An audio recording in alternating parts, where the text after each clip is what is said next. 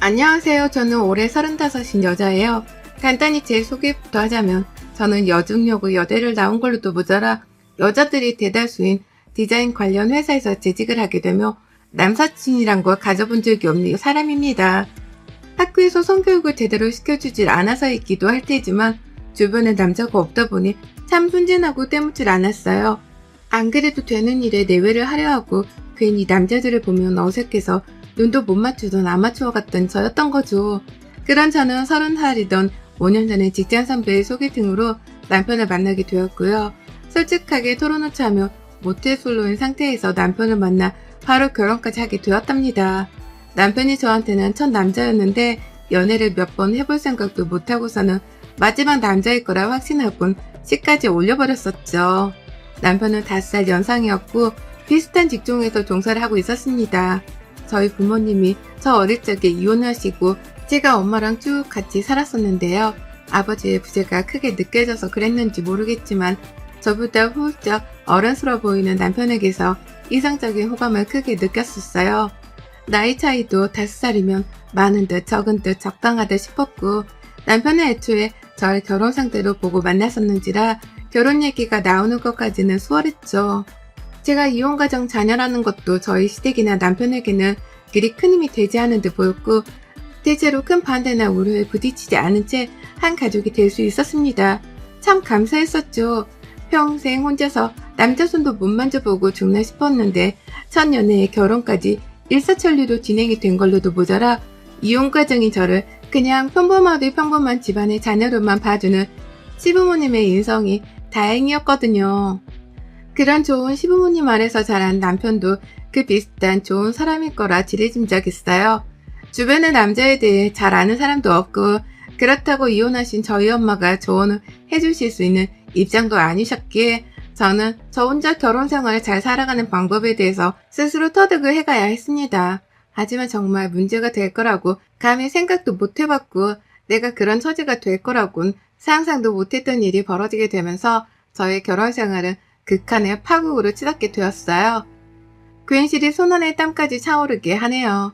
남편과 결혼 생활하며 처음엔 잘 사는가 싶었는데 시어머니께서 은연중 빨리 아이를 가지라는 압박을 해오기 시작하셨어요. 그리고 전 당연한 말씀이다 싶었었죠.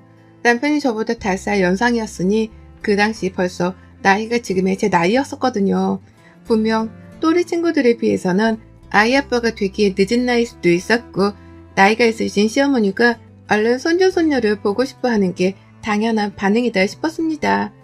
그래서 시어머니의 말씀에 기다려달라 하기는커녕 얼른 최선을 다해 아이를 낳아보겠다며 적극 동참을 하려는 모습을 보여드렸어요. 그래야지만 어머님도 마음을 놓고는 저희를 기다려주실 거라 생각을 했거든요. 기다려주지 못한다 하더라도 최소한 인내심을 가지고 잔소리를 덜 하기라도 할 줄 알았답니다. 하지만 아니었어요. 제가 최선을 다하고 있다고 매일매일 아이를 가지기 위해 노력하고 있다고 바로 대답을 하고 마음을 진정시켜 드리려고 해도 어머님은 한결같이 재촉을 하더라고요.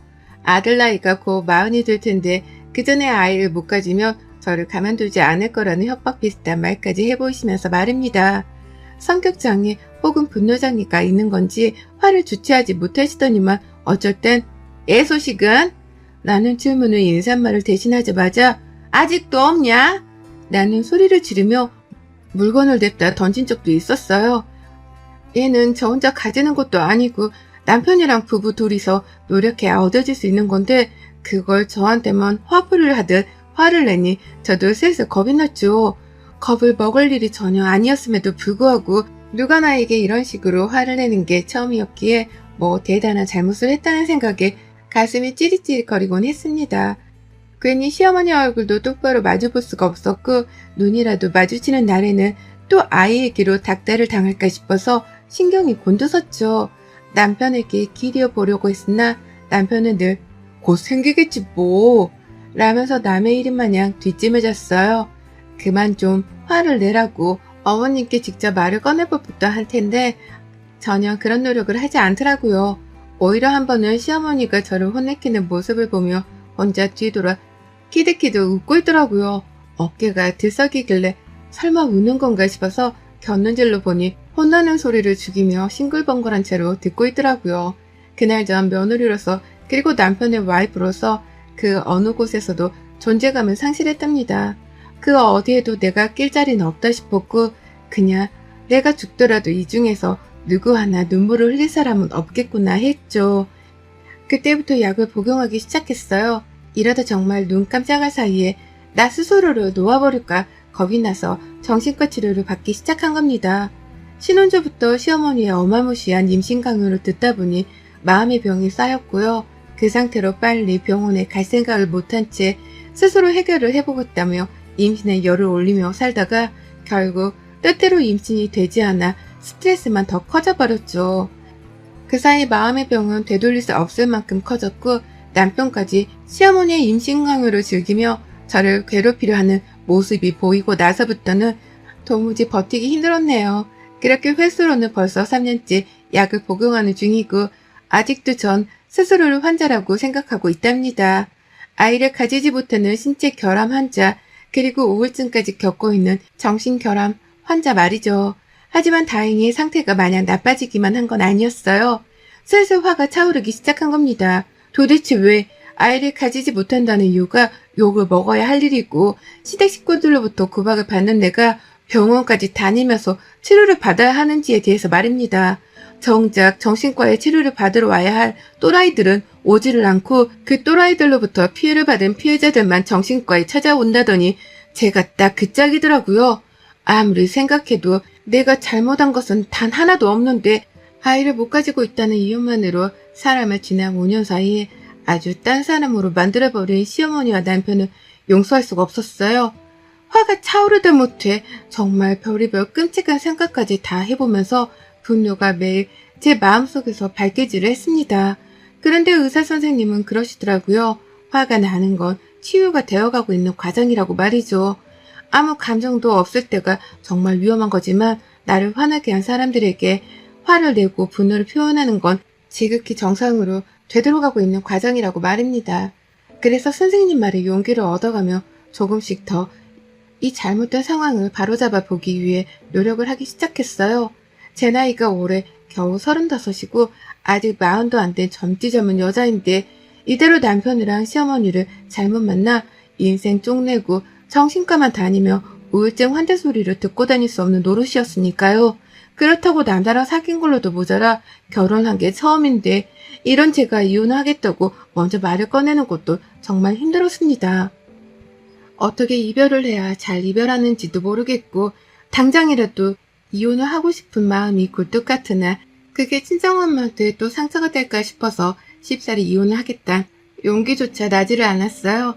딸까지 이혼을 해서 모녀가 둘 다 이혼을 하는 소리를 들으면 엄마가 많이 힘들어하실 거라는 거 제가 누구보다 잘 알았기 때문에 어떻게든 스스로 버틸 때까지 버텨보려 한 거죠.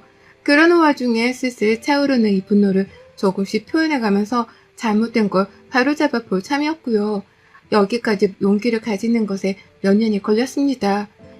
조금은 나를 더 위하여 나를 위한 방어를 해보고자 다짐을 하고서는 슬슬 시동을 걸었죠. 어머님은 결혼 전도 그렇고 지금도 그렇고 참 한결같이 저에게 임신 강요를 하며 모진 말을 해오셨는데요. 최근에는 정말 사소했지만 바쁘다는 핑계로 연락도 피했고 어머님이 거의 강요하다시피 하면서 예약을 해놓은 병원 진료들도 일부러 보러 가지를 않았습니다. 참 이상했던 것이요. 보통 아이를 가지게 만들려면 남편이랑 와이프랑 둘 다 병원에 가서 진료를 받게 하고 함께 할 수 있는 인공수정이라든지 시험관 시술을 받게 하면서 여러 가지 의료기술의 도움을 거치잖아요. 하다못해 누구 몸에 정자가 멀쩡한지 난자가 멀쩡한지 검사라도 하고 말입니다. 그런데 저희 부부는 전혀 그렇지 못했었어요. 그냥 결혼 전부터 어머님이 제 잘못이 크다는 듯이 소리를 고래고래 질러가며 혼을 내니 저는 일방적으로 그게 또 내 잘못인가 보다 싶어서 혼만 나는 처지였어요. 그러면 남편은 옆에서 정말로 제 잘못 때문에 임신이 안 된다는 식으로 거들곤 했고요. 그런데 이제 와 생각을 해보니 그것부터가 너무 웃기고 어처구니가 없더라고요. 도대체 이놈의 시어머니랑 남편은 결혼 전부터 나한테 얼마나 많은 가스라이팅을 날리면서 날 구제불능의 여자로 만든 건가 싶어서 화가 차올랐습니다. 이상하다고 생각하지 못했던 사소한 것들까지 이제서야 슬슬 의문을 가지게 되었습니다. 그러다 보니 제가 먼저 남편에게 말을 꺼내기 시작했죠. 도대체 제대로 된 검사를 언제 받을 거냐고 말이죠. 혹시 당신이 정자가 없는 사람이라 내가 임신이 안 되는 걸 수도 있지 않냐고 말이죠. 하지만 남편은 정말 한결같이 흥분하며 대답을 했어요. 말 함부로 하지 말라고 말이죠. 사실 확인을 따져볼 생각은 하지 않고 저에게만 계속해서 정신 나간 소리를 그만하란 비난 섞인 말을 던져가며 입을 다물게 하더라고요. 그리고 그제서야 저도 너무 바보 같지만 속으로 뭔가 이상하고 찜찜한 게 한둘이 아니란 의심을 품게 되었죠. 그리고 도대체 왜 이런 상황이 나에게 결혼 초부터 벌어져서는 날 일이 피폐하고 힘들게 만든 건가 싶어서 괜시리 제 멀쩡한 배가 막 원망스럽고 그랬습니다. 저 혼자 따로 시어머니께 말씀드리지 않은 채 병원을 찾았고요. 제차 몸이 아이를 가지기에 멀쩡하다는 소견을 받고 난 후 전 당장 시댁을 어불참으로 남편과 함께 시댁에서 만나기로 했어요. 남편은 그저 시어머니한테 밥이라도 차려드리려고 부른 줄로만 알고 있었지만 전 아니었습니다. 내 몸은 멀쩡하다고 하니 남편 몸 검사도 해보고 굳이 따지자면 누가 더 잘못이 있는지에 대해 따져보자고 할 참이었죠. 시어머니가 늘 저에게 죄인이라며 애를 가지라 닭달만 하고 상처를 주었기에 만약 남편한테 문제가 있는 거라면 제가 남편에게 직접 시어머니만큼의 쌍욕과 수치심을 퍼부어가며 죄인이라 닭달을 해줄 작정이었어요. 그런데 전 정말 임신이고 뭐고 이제 더 이상은 이 집구석에 발을 들이면 안 되겠다 싶은 생각으로 충격에 휩싸인 채 몸이 얼어붙어 버렸어요. 그것도 시댁에 들어가기 전 시댁 밖에서 엿듣게 된 대화를 통해서 말입니다. 병원에 가서 검사를 받았던 소견을 듣겠다고 오후 반차를 이미 낸 후였었어요. 혼자 시댁 근처를 배회하다가 남편과 같이 만나기로 한 시간에 맞춰서 시댁 아파트 앞으로 갔는데요. 멀찌감치서 남편 차가 주차장에 들어서더라고요.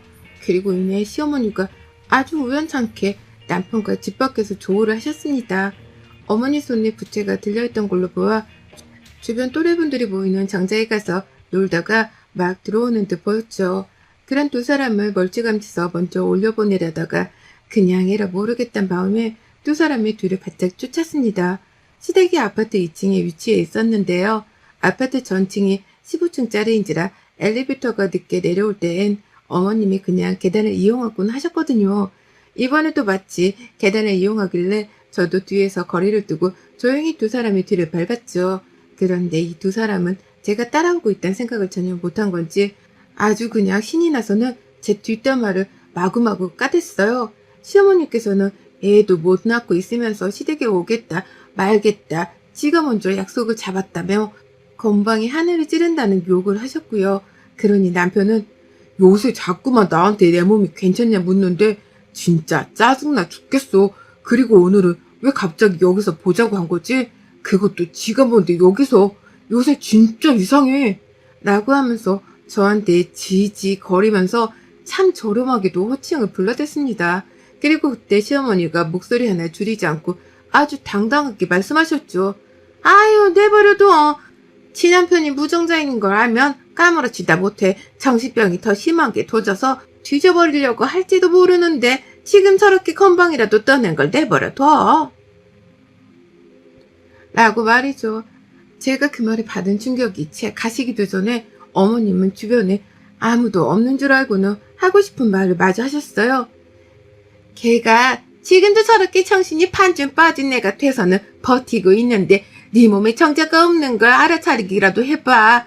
그 정신줄 다 놓고는 확 죽여버리고도 남을 내지. 라고 말입니다. 그러니까 이 두 사람이 하는 말을 종합해보면 제 남편이 무정자증이었습니다. 몸에 정자라고는 하나도 없는 불륜의 남자였고 그걸 무엇보다 스스로가 이미 알고 있었다는 거예요. 시어머니도 진작에 알고 있었고요. 근데도 이 두 사람은 결혼 초부터 저한테 애를 빨리 낳으라며 강요하다 못해 닥달하고 욕까지 해가면서 저를 무슨 술 먹고 애도 못 낳는 골칫덩어리 정도로 취급을 해했던 겁니다. 무려 저를 정신과까지 보내놓고는 아무렇지 않게 지들끼리 뒷담화를 까고 앉아 있었던 거예요. 무정자증이라는 엄청난 사실을 지금껏 숨긴 채 살아온 것들이 뭐가 그리 당당해서는 말이죠. 그 사실을 제가 알게 된다면 제가 당장이라도 죽여버릴 거라면서 저의 정신적 상태에 대해서 비아냥대기까지 하는데 정말 그 순간만큼은 괴로운 걸 떠나서 뭐 저런 악덕스러운 인간들이 다 있을까 싶어 미치도록 화가 나더군요. 시어머니랑 남편은 먼저 시댁 안으로 들어갔는데요. 저는 그 앞에서 한참 서서 시댁 문을 노려봤습니다. 눈에 눈물조차 나오질 않더라고요. 너무 화가 나서 얼굴은 시뻘개졌고요. 그놈의 임신강요로 인해서 저는 정말 지난 결혼 생활 5년이 지옥같이 힘들었습니다. 저희 부모님 이혼하고 엄마가 괴로워하던 때를 보던 어린 시절보다 마음은 괴로웠고요. 그 어느 때보다 죽고 싶다는 생각을 자주 해가면서 힘겹게 버텨오며 살고 있었어요. 그런데 이게 다 알고 보니 시어머니와 남편의 어처구니 없던 작당 때문이었다고 생각을 하니 힘이 쫙 빠질 수밖에요. 아들의 무전자증은 언제부터 알고 있었던 건지 그것부터가 의심이 되다가 결국 결혼하기 전부터 이미 알고 있었던 게 아닐까 싶었습니다. 그래서 저와의 결혼도 서둘렀고 이혼 과정인 저를 환영하면서 받아주는 거짓 인성도 보여주셨던 게 아닐까 싶었어요. 그 생각까지 하고 나니 저의 숨은 미친 듯이 몰아쉬었고요. 결국 전 시댁 문을 두드림과 동시에 복도 한가운데에 있는 아파트 소화기를 꺼내들었어요. 그리고는 제가 왔다는 걸 아는 건지 대충 문만 열어주자마자 눈도 안 마주치고 집 안으로 들어가는 남편의 뒤통수를 제 발로 갈겨버렸습니다. 생전 태권도라고는 배워보지도 않은 제가 발차기를 해서 남편 놈의 뒤통수를 내리 까버린 거예요. 남편이 비명을 지르며 저한테 달려들어 했지만 제가 손에 든 시뻘건 소화기를 들어 올리려 하자 바로 주랭랑을 치며 거실 안으로 들어가 버렸어요. 제가 그걸 지 허리 위로 던지기라도 할 줄 알았던지 놀래 뛰쳐가더라고요. 그리고 저는 한치의 망설임도 없이 이 새끼들이 감히 무정자증 주제에 나한테 임신을 하라 마라 연병을 떤 거야? 이 사기꾼 새끼들 내가 너희를 그냥 안 봐줘. 라는 외침과 함께 소화기를 발사시켜 버렸답니다. 시댁의 26평 아파트 안에 제가 그 큰 소화기를 발사시키자 그 안에 있던 새하얀 분말이 정말 거짓말 않고 하늘에서 흰 폭탄이 터지듯이 와르르 쏟아져 나왔어요. 순식간에 집안은 하얀 연기인지 분말인지 모르겠는 불투명한 것들로 가득 메워졌고요. 집안에서는 시어머니에 이어서 같이 계시던 시아버지와 남편의 비명이 동시다발적으로 쏟아져 나왔답니다. 하지만 저는 현관 앞에 떡하니 서서는 시댁 사람들을 향해 바로 소화기 방향을 조절해서 분말을 날려댔죠. 몇 분이 지났는지는 모르겠지만 정신을 좀 차려보니 온 식구들은 떡시신이 되어 있었어요. 베란다를 확장시켜 놓은 아파트라서 나갈 수 있는 공간도 없었고 안방으로 도망칠 타이밍까지 놓쳐버린 바람에 세 식구들은 모두 다 거실 한켠에 물에 빠진 생쥐꼴로 벌벌 떨면서 상황이 진정되기만을 기다리고 있더라고요. 지들끼리 뭉쳐 쭈그려 앉아선 말이죠. 그리고 전 소화기로 시댁을 엎어버리고 난 후 제 손으로 직접 아직 멀쩡한 것들을 싹 다 엎어버렸습니다. 시부모랑 남편이 TV 선반 바로 옆에 쭈그려 있었는데요. 그 사람들 보는 앞에서 소화기를 집어들어다가 TV 화면으로 내리 꽂아버렸어요. 펑 하는 소리와 함께 깨져버린 TV 화면을 확인하고 남편을 봤더니만 남편은 제 눈을 피하더라고요. 무정자증인 놈이 그간 자신의 치부를 숨기겠다고 와이프한테 억지로 임신 강요를 하며 가스라이팅을 날리고 괴롭혔다고 생각을 하니 너무너무 괴로웠습니다. 지난 내 5년의 괴로웠던 시간을 누구한테서 보상을 받을 수 있겠나 싶어 정말 울분이 터져나왔어요. 결국 처음 무정자증 소리를 들었을 때는 충격에 나오지도 않던 눈물이 시댁을 난장판으로 만들어버리고 나자마자 주르르 흘러나왔습니다. 저는 시댁을 치우기는커녕 남편한테는 이혼하자며 집에 오지 말고 당분간 여기서 살라 통보를 했어요. 이혼 소송까지 가야지. 그냥은 절대로 욕 못해주지. 내가 지금껏 정신치료 받은 게 몇 년인데 너랑 니네 엄마 싹 다 사기죄로 고소하고 내 병원비까지 다 토해내게 할 거야. 라고 하면서 말이죠. 그리고 남편한테는 따로 언지를 했습니다. 너랑 내가 알고 있는 우리 사이의 지인들한테 무전자증에 대해서 다 뿌려버리고 다닐 거라고 말이죠. 무전자증인 걸 알면서도 와이프한테 애를 낳으라고 막말을 해대며 자신의 치부를 숨긴 치사하고 더러운 놈이라는 걸 여기저기 다 퍼뜨리고 다닐 거라고 하니 남편은 무릎을 꿇은 채로 제 앞에 다가와 싹싹 빌었습니다. 그 어디에도 말을 하지 말아 달라며 급기야 소송이고 뭐고 다 해도 좋으니 합의금을 두둑히 챙겨줄 수 있도록 해달라고 하더군요. 돈 돕는 자식이 돈 몇 푼 쥐어주고서는 이혼을 해주겠다고 지가 선심수도 얘기를 하는 거예요. 그러니 전 끝까지 괘씸한 남편을 벌주기 위해서 결국 소송도 했고 남편과 저를 소개시켜준 직장 선배한테 남편의 무전자증도 통보를 했어요. 선배 옆에서 이혼한다는 말과 함께 그간의 남편과 시어머니의 가스라이팅으로 정신과를 다녔던 것, 남편이 무정자증인데도 사기를 치고서 거짓 결혼을 했다는 말까지 정말 하나도 빼먹지 않고 다 털어놨습니다. 선배뿐만 아니라 같은 직장 내에서 서로 결혼 생활 힘든 걸 공유하며 친하게 지내던 일부 동료들한테도 털어놨는데요. 다들 충격에 빠져 말을 잇지 못하더라고요. 그리고는 저한테 허락을 받고 난 후 여기저기 업계에 아는 사람들이란 사람들에게 다 소문을 퍼뜨렸습니다.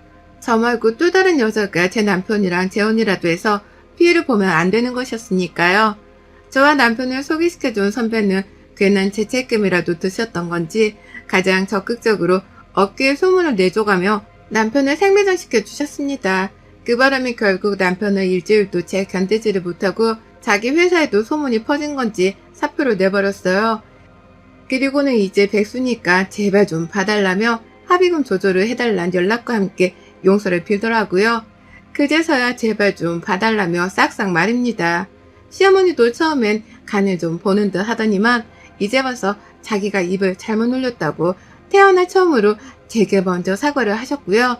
집안을 망쳐놓은 것도 아무 책임을 안 물을 테니까 제발 자기 아들을 한 번만 구제해달라고 하더라고요. 이미 회사에서 잘려 벌써부터 앞날이 걱정이라면서 말이죠. 하지만 전 합의 따위 절대 해줄 생각 없습니다. 그간에 제가 통원치료하며 낸 병원비도 싹 다 받아낼 거고요. 남편과 시어머니로부터 위자료도 다 따로 받아내려고 변호사까지 선임했어요. 결혼 사기죄도 들먹이며 그에 합당한 보상금도 받아낼 작정으로 이를 바득바득 갈고 있습니다. 제가 일을 가면 갈수록 남편은 제발 좀 봐달라며 시어머니까지 끌어들여 사과를 해보려고 난리 법석인데요. 전 끝까지 가보려고요. 업계에서 매장당한 남편이 끝이 아니라 아예 이번 생에서는 얼굴을 똑바로 들고 다니지 못하고 살도록 시어머니와 남편한테서 할 수 있는 난 최대한으로 위자료를 끌어다 받을 참입니다. 어디 명예훼손을 걸고 싶으면 걸어보라고 하죠. 그깟 벌금 한 번 내면 그만이고 저는 남편한테서 더 많은 위자료를 받아낼 거니까요. 너같이 사기까지 칠 줄 아는 무정자를 어느 여자가 또 받아주고 결혼을 해줄지 장담은 못하겠으나 저 힘들게 하고 저하고 이혼까지 가는 걸 평생 동안 후회를 하도록 만들어줄 겁니다. 저 같은 여자가 또 없다는 걸, 그런 여자한테 큰 잘못을 저질렀다는 걸 뼈저리게 느끼도록 각성시켜 줄 거예요. 여러분의 생각은 댓글로 남겨주세요. 오늘도 시청해주셔서 정말 감사합니다. 안녕하세요. 전 이제 막 부록의 나이가 된 40대입니다. 저는 제주에서 자고 날았어요. 그러다 취업을 하면서 홀로 서울에 올라와서 타지살이를 하게 되었죠. 제주에 살았다고 그곳이 고향이라고 하면 다들 부럽다고 말하지만 오히려 제가 부러운 건 서울 사람들이었습니다. 제주 참 아름답고 예쁘죠. 그런데 결국 사방이 바다로 둘러싸인 섬이잖아요. 뭔가 이곳에 갇혀서 산다는 생각이 컸었고 뭔가 답답했습니다. 그렇게 긴 세월을 함께하던 제주를 떠나 서울로 왔을 때 해방감이 크면서도 괜히 이 낯선 땅이 무섭기도 하고 외롭기도 했어요. 그치만 그럴수록 더 씩씩하게 더 용감하게 살려고 노력했습니다. 제가 제주를 떠나면서 다짐한 게 하나 있거든요. 제주집에 내려갈 때는 꼭 한 단계씩 성장한 모습으로 멋지게 내려가서 나만 보고 평생 고생하시던 우리 부모님께 좋은 모습을 보여드려야지 싶었죠. 제가 외동딸이라 금이야 오기야 컸거든요. 그런 딸내미가 홀로 서울 땅에 갔으니 얼마나 걱정이 되셨겠습니까? 그 마음을 누구보다 제가 잘 알기에 제주를 하루 만에 있다 오더라도 자주 가려고 노력을 했습니다. 저 또한 부모님을 보고 와야 뭔가 마음에 안정되는 느낌이 들더라고요. 제가 하던 일은 화장품 관련된 회사 본사에서 일을 했습니다. 광고 마케팅 쪽 전담에서 업무를 했었기에 늘 유행에 민감했고 바쁘기에 야근이 잦은 직업이었죠. 큰 사람이 되고 싶고 성장하고 싶은 마음에 이 악물고 일만 죽어라 하고 발전을 시키고를 반복했더니 결국 저도 직급이란 게 생겼고 누군가에게 떳떳하게 제 직업을 자랑할 수 있는 정도의 위치가 되었습니다. 그때부터 연애를 본격적으로 시작했던 것 같아요. 그 전까지는 솔직히 사치라고 생각을 해서 잘 하지 않았던 것 같습니다. 그런데 딱 시기적절하게도 제가 온 마음을 다 바쳐 사랑할 수 있던 사람이 제게 나타났죠. 그게 바로 제 남편이었습니다. 저보다 2살이었던 남편은 외롭던 제게 외로울 틈을 주지 않을 만큼 정성을 쏟으며 사랑을 줬어요. 그 덕분에 그 사랑을 온전하게 받으며 저희는 3년간의 연애를 했습니다. 남편이 참 좋았던 게 제가 일에 약간 미쳐있고 성공에 미쳐있는 걸 알았는데 적당히 멈춰줄 땐 멈추게 해줬고 그러면서도 제가 위로 올라갈 수 있도록 또 옆에서 내조도 아낌없이 해줬어요. 한마디로 3년간의 연애는 모두 저에게 맞춰줬던 사람이었습니다. 그게 늘 고마워서 저 역시 산소한 거든 큰 거든 늘 남편에게 마음을 담아 제 마음을 표현했던 것 같아요. 3년의 연애의 끝으로 저희 부모님도 뵐 겸 여행 겸 제주도를 가게 되었고 그때 전 프로포즈를 받고 결혼을 약속했습니다. 결혼은 당연히 지금과 같겠지. 저는 그렇게 생각을 했었어요. 물론 연애 때처럼 프리하진 않겠지만 그래도 이 사람과 함께라면 전 정말 행복할 거라고 확신했습니다. 실제로 결혼하고도 연애 때와 별반 차이가 없을 정도로 남편은 저를 위해 노력을 많이 해줬어요. 그래서 전 제가 할 수 있는 집안일들을 하며 남편의 수고를 덜어줬습니다. 저희 부부는 한마디로 표현을 해보자면 서로를 위해 서로가 우선인 그런 부부였어요. 그렇다 보니 싸울 일도 딱히 없었고 이 생활이 너무너무 행복하고 좋았죠. 그러나 힘들었던 부분들이 하나씩 생기기 시작했습니다. 전 외동이지만 일찍부터 부모님 품에서 벗어나 독립을 하며 살던 사람이었지만 남편은 독립이 안 된 상황이었어요. 아직도 신우와 시모에게는 남편의 돈이 필요하던 상황이었고 남편이 버는 돈이 온전히 남편 게 아니었죠. 이 사실을 제게 말해준 적도 없고 물었을 때 별말도 없었기에 전혀 알지 못했습니다. 그런데 점점 이상한 거예요. 제게 오픈을 했던 벌이가 분명히 있는데 매달마다 남편이 돈에 쪼달리는 모습을 보였고 원래 그런 캐릭터가 아닌데 점점 돈을 아끼며 돈 얘기만 하면 예민해지는 모습들도 보였습니다. 저도 그렇고 남편도 그렇고 엄청 여유 있는 정도는 아니어도 절대 여유가 없는 상황은 아니었어요. 연애 때도 결혼 때도 말이죠. 그런데 뭔가 이상한 겁니다. 계속 이상하다 느끼고 있었는데 어느 날은 제게 그러더라고요. 생활비를 딱 한 달만 못 낼 것 같은데 이해를 해달라고 말이죠. 그래서 앉혀두고 물었습니다. 생활비를 내고 못 내고가 중요한 게 아니라 무슨 일 때문에 그러는지를 나한테 말해줘야 하는 거 아니야? 우리가 부부인데 돈에 관련된 건 당연히 상의하고 그래야 하는 거 아닌가? 그냥 이유는 묻지 말고 딱 한 달만 부탁할게. 아니 여보, 그런 건 어렵지. 무슨 일이든 난 공유해야 한다고 생각해. 물론 부부끼리도 사생활은 존중받는 게 맞다고 생각하지만 이건 돈에 관련된 일이잖아? 그럼 당연히 공유해야지. 말해봤자 어차피 당신이 이해해줄 것도 아니고 내가 말할 이유가 없다니까? 그냥 좀 묻지 말고 그렇게 하자. 이상하네 정말. 늘 솔직하게 다 털어놓던 사람이 이렇게까지 말을 안 한 거면 난 더 수상해서 꼭 들어야겠는데? 남편과 연애와 결혼을 포함해서 처음으로 큰 소리까지 내며 싸웠던 날입니다. 끝까지 제게 이유를 말하지 않는 거예요. 그러면서도 제게 이해를 못 해주냐고 뭘 그렇게까지 알려 하냐며 막 뭐라 하는데 오히려 제가 황당했습니다. 결국 이유를 듣지 못했지만 전 뭔가 문제가 생겼다는 것에 확신을 하고 남편 앞으로 이것저것 알아보기 시작했어요. 그러자 놀라운 사실을 알게 되었죠. 남편이 본인 앞으로 3금융 대출을 3천만원, 1,000만원, 500만원 이렇게 총 3번을 해서 거의 5천만 원에 달하는 금액을 대출한 사실을 알았습니다. 더 웃긴 건 이 모든 돈이 신우와 시모에게 갔다는 거예요. 전 이 사실을 알고 남편에게 뭐라고 했습니다. 대체 무슨 일이 있길래 3금융에 이딴 대출을 받아서 집에다 돈을 해준 거야? 이래서 생활비를 한 달 못 주네 뭐네 이유를 묻지 말아라. 나더러 그렇게 소리친 거니? 당장 얘기해. 당신 내 뒷조사까지 하니? 뭐 하자는 거냐, 정말? 헛소리 하지 말고 묻는 거에 대답이나 해. 대체 무슨 상황이냐고, 지금. 뭔 상황이겠니? 돈이 필요한 상황이니까 해준 거지. 뭘 물어. 몰라서 묻냐, 정말로?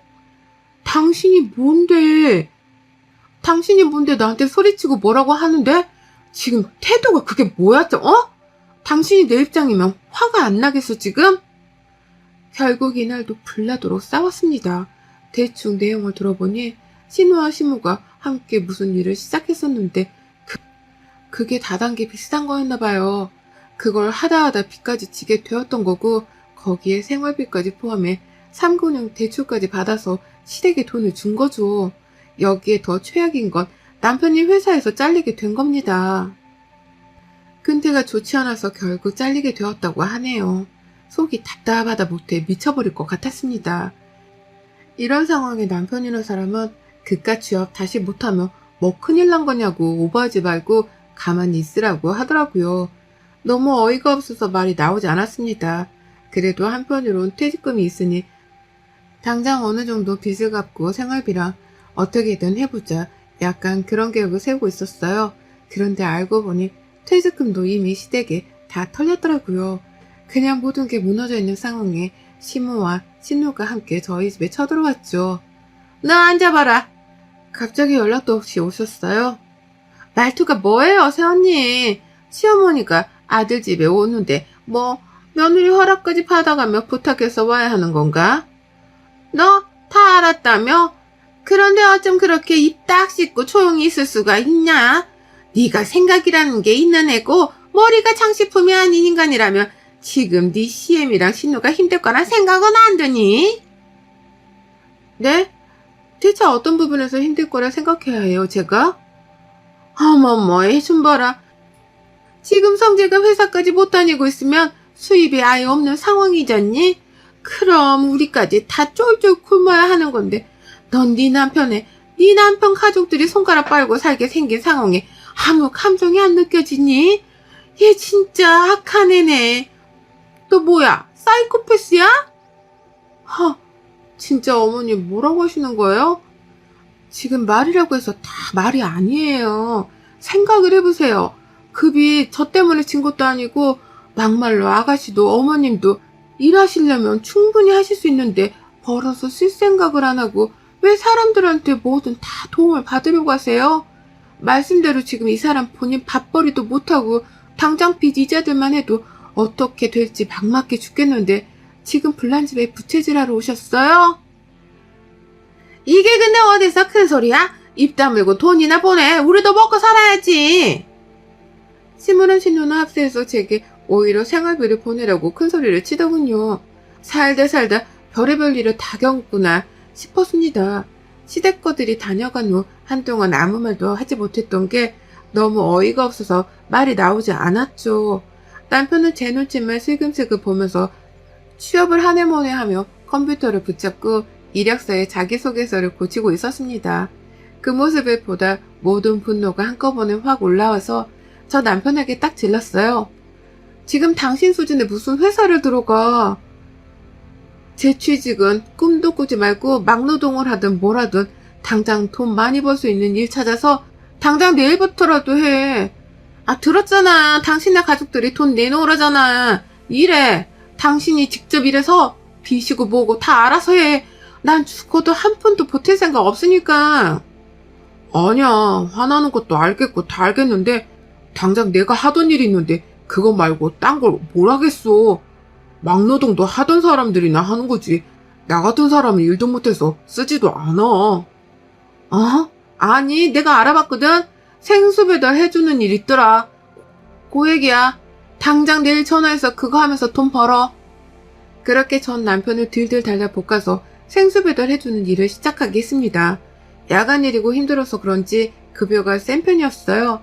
그러나 딱 3일 하더니 도저히 못하겠다고 그만두고 왔죠. 당장 어떻게든 살아보겠다고 현실적인 대안을 주는 제 의견을 모두 무시하고 그저 편하고 쉬운 일만 하려는 남편이 한심했어요. 거기다 일은 다 저질러 놓고 시댁 것들도 남편도 모두 저만 바라보며 돈돈거리고 있는 모습에 진절머리가 났습니다.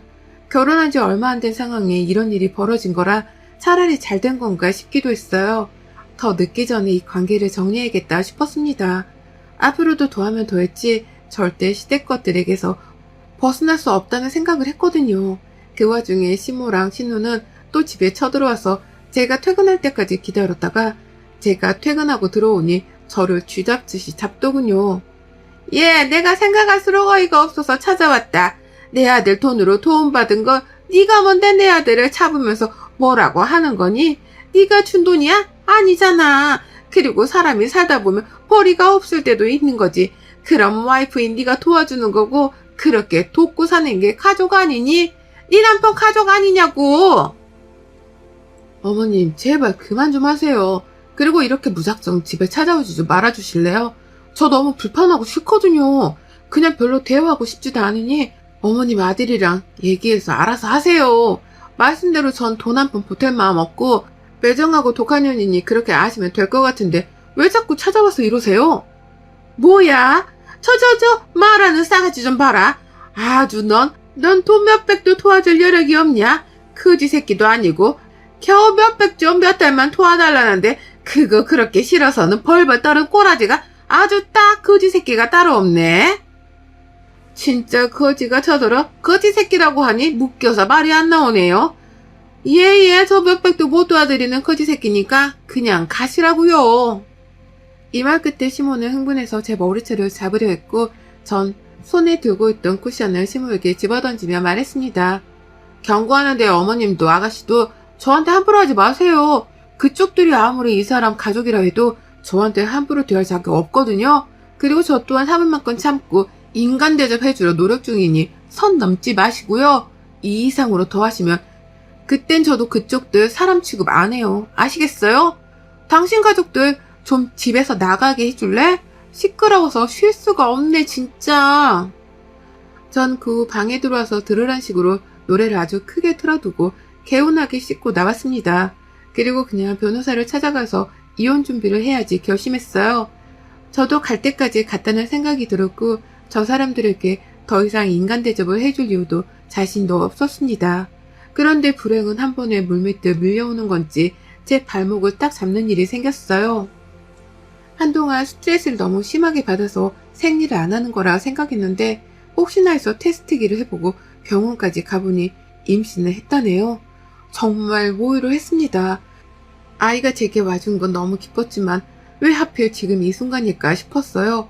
그치만 금세 마음의 정리를 했습니다. 이혼을 할 거고 아이의 존재는 우선 모른 척 숨겨야겠다고 말이죠. 아이가 생겼다는 걸 알면 이혼이 쉽지 않을 것 같았거든요.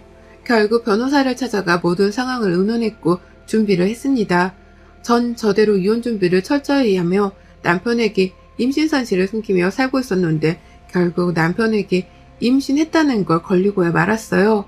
남편은 임신 사실을 알고 한참을 주저앉아 울더니 입을 열었습니다. 아 정말 미안해 여보. 오죽했으면 임신했는데 말도 못했을까. 정말 미안해. 나 정신 차릴게. 당신 말대로 내가 지킬 가족은 이제 당신이랑 얘기니까 엄마랑 희재도 알아서 살도록 내가 잘 정리할게. 그리고 생수택배 그거 다시 할게. 아니 그러지 마. 있지? 난 당신이랑 이혼할 거야. 그만하고 싶어. 이 관계 제발 멈추자. 날 위해서 아이를 위해서 그렇게 해줘. 양육비고 뭐고 당신 너 알아서 잘 살아. 얘는 내가 알아서 책임지고 키울 거니까 딱 하나만 약속해줘. 평생 당신이 아빠라는 사실만 아이한테 알리지 말고 그냥 죽은 아빠처럼 그렇게 살아줘라. 그런 말이 어딨어 여보. 그래 실망한 거 알아. 다 이해해. 그치만 한 번만 날 믿어주라. 그 후 남편은 바로 생수택배 일을 바로 시작했고 하루가 다르게 살 빠지게 보일 만큼 열심히 하더군요. 집에 와서는 제가 집안일을 할까봐 미리 알아서 청소고 보고 다 해두고 말이죠. 저희 부부는 대화는 없었지만 그저 남편이 노력하는 모습만이 보이는 그런 상태로 살고 있었습니다. 저 역시 바보 같지만 흔들렸어요. 뱃속에 있는 태어나지도 않은 이 작은 아이가 너무 안쓰러웠고 제발 남편만 정신 차려주면 괜찮을 텐데 라는 미친 희망과 기대를 한 것 같습니다. 그렇게 결국 남편의 노력에 못 이기는 척 우선은 살았어요. 남편의 노력에 점점 미움이 녹았고 실제로 남편은 시댁 것들이 제게 접근하지 못하도록 최선을 다해 막았습니다. 그 덕분에 시댁 것들과 마주하는 일이 없으니 스트레스를 받지 않고 편히 살았어요. 당장 한두 달 생활비는 모두 제 몫이었지만 남편이 벌면서 점점 다시 예전처럼 함께 해나갔고 시댁 것들 때문에 진 빚을 갚으려 더욱 열심히 살던 남편이었습니다. 그래서 저 역시 묵묵히 그 모습을 응원해줬어요. 그러던 중 시댁에 또 문제가 생긴 겁니다. 시댁이 살고 있던 집 보증금 4천만 원을 올려달라고 했고 시댁은 돈이 없는 상황이었죠. 당장 그쪽에서 오래 살기도 했고 지인 이웃들도 다 그쪽에 있고 이사가 가기 싫다는 게 시댁 입장이었습니다. 그런데 어쩌겠어요. 4천만 원이 없으면 이사를 해야죠. 남편 역시 제 옆에서 통화를 할 때 이렇게 말을 했거든요. 이사를 가던가 해야지 당장 4천만 원을 어떻게 마련하냐며 더 이상 돈 얘기하지 말라고 하지 않았냐며 신문을 엄청 써봤습니다. 전 불안해지기 시작했고 불안은 결국 현실로 다가왔죠. 시댁 것들은 남편까지 완강한 모습을 보이니 결국 집에 쳐들어왔고 이전의 악몽이 시작되었습니다. 저기 새언니, 해도 너무한 거 아닌가? 새언니 지금 임신 중인데 어떻게 그럴 수가 있지? 나중에 새언니 새끼가 언니 나몰라라 하고 지 와이프한테 홀딱 빠져서 그러고 있음 언니는 좋겠어요? 그거 진짜 여우 주시고 부모 가슴에 대못받게 하는 건데 언니 진짜 악년해. 기말 필요 없고 4천만 원 주던가 아님 니네 집에 들어와서 살 거다. 결정해. 제가 왜 그 통보에 답을 해야 해요? 사촌도 없고 저희 집에 함께 살 이유는 더더욱 없어요. 돈이 없으면 형편에 맞는 집을 구해서 나가는 게 맞지 한두 살 먹은 애들도 아니고 언제까지 그렇게 아들 등에 빨대 꽂고 쭉쭉 빨아먹고 사실 거예요? 안 쪽팔리세요? 전 지금 임신해보니 더더욱 이해가 안 가네요. 시댁 것들은 이후에도 몇 차례를 찾아봐서 뒤집고 소리치고 난리를 쳤고 남편은 처음에는 절 말리고 소리치고 싸우더니 어느 순간 뒤로 쓱 빠지더군요. 저 인간을 믿는 게 아니었는데 말이죠. 결국 유산을 했어요. 우울함과 아픔, 분노의 모든 감정들이 크게 다르고 전 이대로 있다가 누구 하나 정말 죽을 것 같은 감정까지 치솟아서 급히 짐을 싸서 제주로 내려갔습니다. 친정 부모님께도 상황 설명을 해야 했고 부모님을 봐야 진정이 될 것 같았어요. 남편에게도 모든 걸 다 정리하자고 말했고 더 이상 기회는 없다고 말했지만 주말마다 제주에 내려와서 부모님 앞에서 무릎 꿇고 빌고 아주 난리를 치더군요.